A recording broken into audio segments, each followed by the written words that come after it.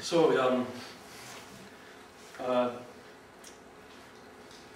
a couple of years ago, my mum brought out these old tapes, and they seem to be old music tapes, old recordings of music that she was recording live off the radio, as you used to do in those days.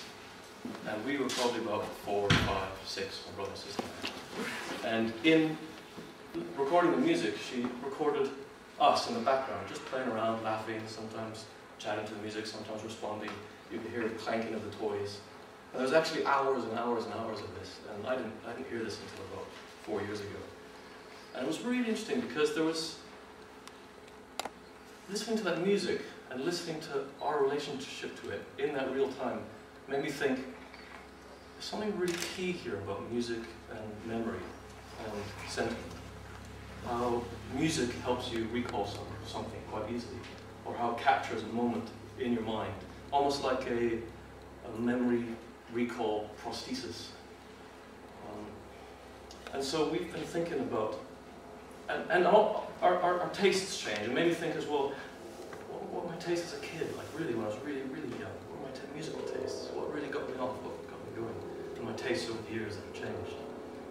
We started thinking about music and memory and history and lineage and inheritance and time. We came up with this idea of a music time machine that captured music over generations, but also simultaneously captured the context of our experience of it. Just the audio, simultaneously captured the audio of when we were listening to it. So a device that, when you played a track, simultaneously recorded the background noise and could hand down over generations and almost be an heirloom, an object that's an heirloom. I mean, imagine if, you know, you're a young boy or girl and you're at your grandparents' death and they turn to you and they've got this object and they say, I want you to have this. And you know that their entire history of their musical tastes has been recorded, but also the context has been captured of their experience of it, and you could actually scroll through it. So what would that be? I mean, there is no memory device that can really do that today. Everything's kind of fleeting and temporary. And in some sense, our relationship to music is getting fleeting and temporary, and in some sense, that could have something to do with our sense of, our loss of value of it, or the devalue of it. But what if some of these companies that are actually researching on long-term, hyper non-volatile memory, which they're creating for the cloud, if libraries are looking into this, what if we could actually have a chunk of that ourselves in our library or in a bedroom, like a safe, like a vault, an actual chunk of really well-engineered, potentially long storage memory. Maybe we can get it to 100 years, maybe 500, maybe even 1,000 years.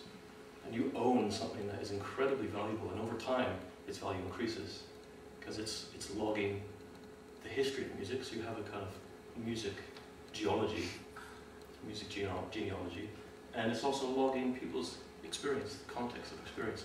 So you could go back maybe 200 years, and you can listen to your great-great-grandmother washing dishes, you know, with the technology that was around then, or what were the birds sounding like, you know, 400 years ago when they're listening to this track. So we thought, could that bring value back to music in a different sense, rather than this constant change, this constant fleet, that there's something that's solid somewhere, that we actually personally own, that the family actually owns, that you could, over time, scroll through different users. Maybe it's not always passed down in the family, maybe it's passed between friends.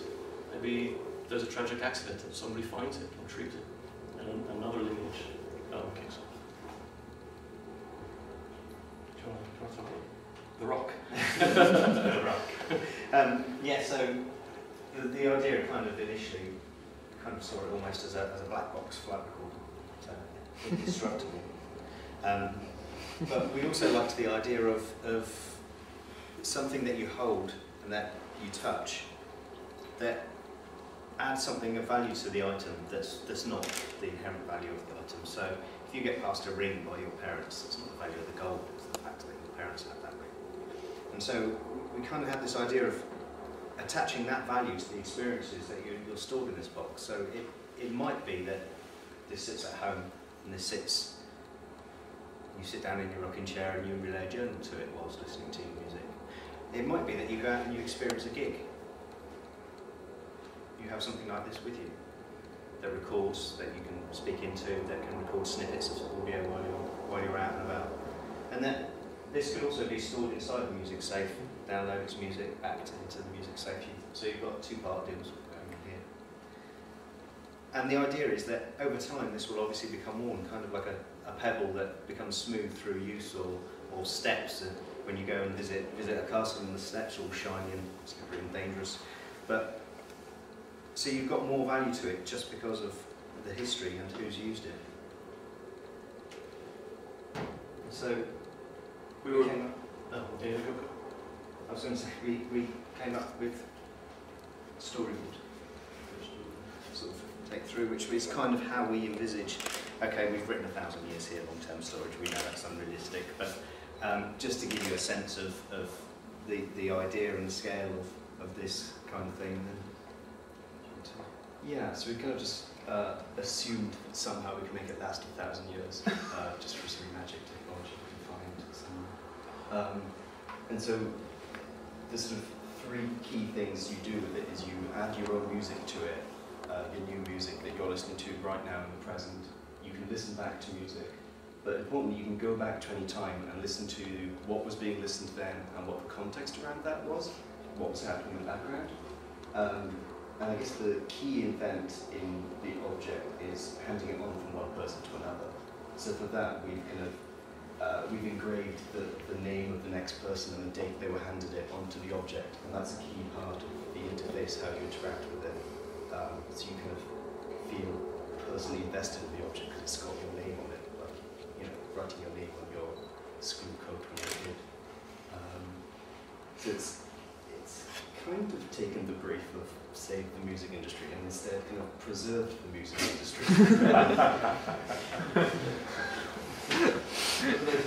Make money. Maybe future just saving it in a generations literal sense. can breathe life into it.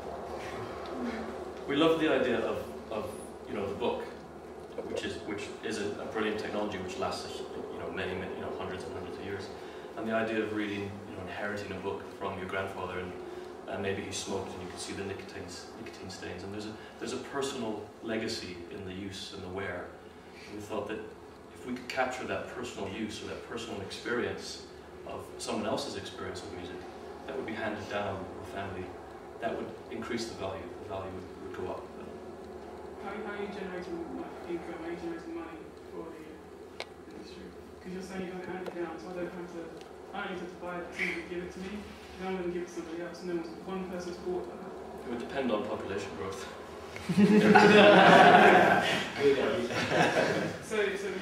But I just don't get it. Because so imagine everyone in the UK bought one or bought one.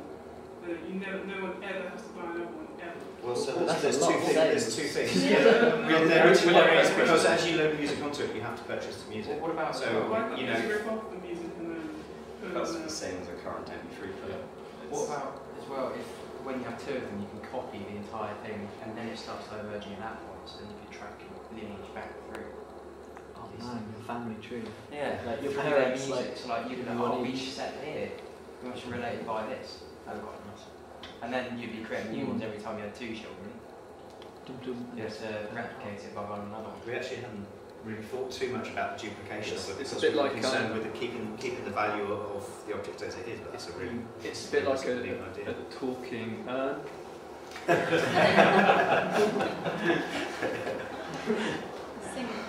Singing urn. So yeah, no, actually, with what you just said, our family tree here would become something completely different because you have splits. So whereas we've got the sort of dead ends where we haven't obviously passed it on. Yeah, that's I think we were kind of concerned in valuing the heirloom type thing and passing it on. But it's an interesting question. If you make something that is of incredible value that it lasts, how does the company survive? Yeah, just I don't fully get it. So is it what if I just go and go on MP3 and put it on there? I didn't pay for it. Then what? How are you making money? You might actually create a secondary market in them. I mean, if you take your I'm very, well I do, I buy lots of new books, but I also buy lots of old books. And they have their own value and their own... That's interesting. So you actually might end up with a secondary market of people collecting things because of Other what they've people's got on. music, Yeah, absolutely. But I guess maybe the value in it isn't like this product in particular might earn loads of money, but that it might reinstill like value of music as a Yeah, we something were to looking respect at and that question collect much more abstractly rather than for the music like this industry. product is going to... Yeah. We look at what Because to me, it seems like a really cool device, but it's not a cool device for me to buy music. I'm going to put my music onto it and use it, and it's already happened with vinyl, but I'm not going to, it's not going to make me buy more music. But what you've done there as well, I think what they've answered is not how to financially save it, but how to support the, I don't know, the value of music, like you're saying. Like, you put your music onto it, but there's value in you keeping the music in there, because then you know that 2 generations away, they're going to listen to the music and be ripped onto it. But you're talking about the value in keeping it on there. Yeah. How does that value translate to money? I didn't know that's what I just said. So when you buy an iPod, you only buy it once, don't you? Yeah. You buy your music once on iTunes. It's also- you might buy 5 iPods and put 5 lots of music onto it. It's still so it's a very, if you just look at it in terms of music player as well. Yeah. Then The thing that a lot of that we seem to be assuming as well, because when we talk about buying music, we're not talking about buying music, we're talking about buying recordings. And when we're talking about the music industry and saving the music industry, we're talking about the recording industry. We're not talking about the music industry. And this is kind of assuming that recording is something that's going to last for 1,000 years, which it's not necessarily going to do.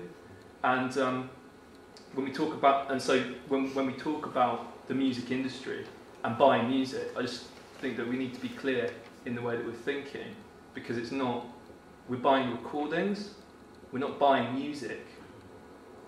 I had a similar kind of obsolescence question about the technology. Yeah, you can't predict what's going to happen in the future. You can't say in 1,000 years are we going to be able to still plug in the USB. You know, And the we don't market's know. quite keen on obsolescence anyway. Absolutely. We're going completely against the stream with this, just out of interest to see where we go. 2 more It minutes. might just be that you print like sheet music onto paper and hand it down as a book or something. Well, that does last several hundred years. Yeah. Well, we did have this. I mean, the value you're creating is, assuming that this piece of technology can be made to happen, is that you're enabling people to be confident they can look after their own stuff, pass it on, and it will carry on being accessible. That has a huge value. Yeah. Lots of also a people metadata machine. would much rather actually look after their own stuff than rely on the cloud or all that fluff out there to deliver it to them. They want to carry it in their pockets. Cloud's much better for this purpose. But what I was going to say is it could lock up the metadata about the music, but not the music, so that it knows what you've listened to with a catalogue number, so you can go, so you can find that really easily. It doesn't have to store your whole library on it. Yeah, but I think that sorry, can I just say, I think that if you look now, there are people still buying and using vinyl. That's an obsolete technology in inverted commas. This is talking about recording your own music. So in your sense, you were saying we're buying recordings. Well, then may not even be buying recordings. They might be making their own. You can take that to a gig and record a gig.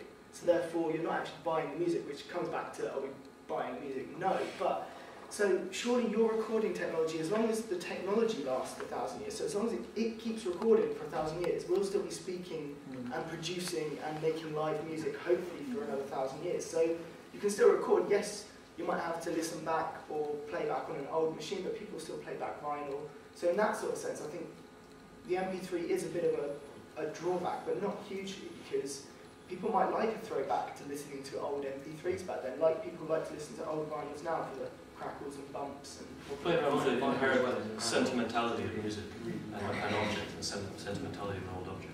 We're kind of out of time. Yep. Thanks, cool. Thank you.